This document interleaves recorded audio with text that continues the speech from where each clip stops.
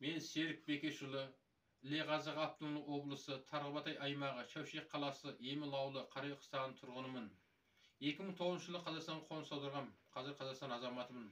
Менің арыз берудегі себебім 1998 жылдан 2028 жылға дейін 2 жасанға тиесілі 70 мың жердің қаражатын 2010-нан бері алмадым. Сол уақыттағы қыстақ басшысы Қанатқа хабарласқанымда бұл жерді үкімет қайтарып алды деді. Ол сөзі менің телефонымда жазылуда тұр, сақталды.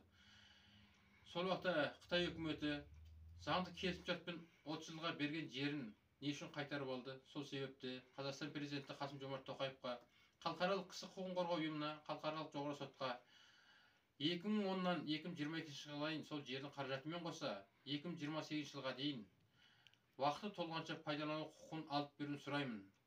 2022 жылы 5 айдың 11-і